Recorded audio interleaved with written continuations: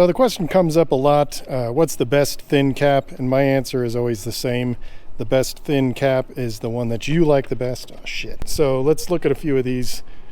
So I usually recommend the universal thin because it's kind of like a nice middle of the road, has a good spray pattern. You can see it's capable of somewhat thicker lines if you want to, and with a little bit of control you can get some thinner lines.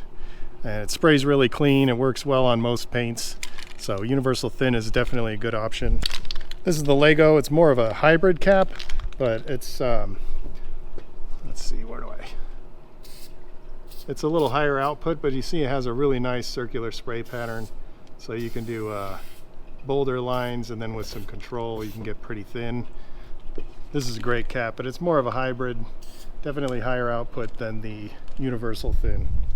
This is the Skinny Cream. This is a really popular cap.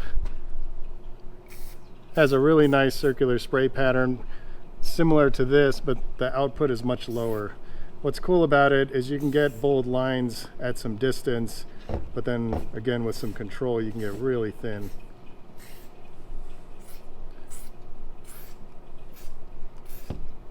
So the only complaint we get about this the most is that it clogs pretty fast. So if you're going to use this one, I would suggest bringing a bunch of them.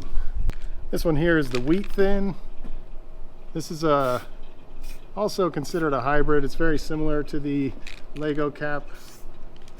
So you can get some nice thick lines, but then you can also get pretty thin.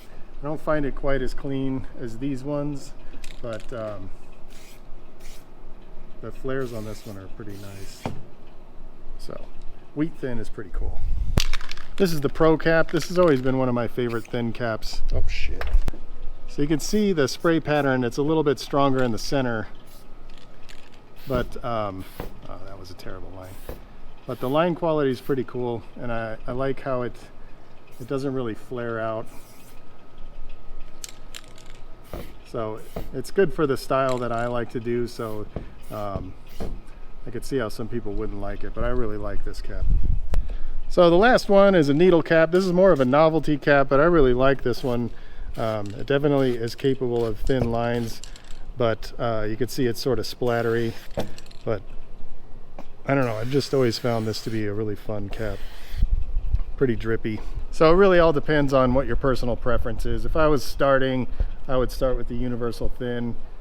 Maybe also keep the Lego on hand. You can do good stuff with any of them, so really whichever one you like the best is going to be the best.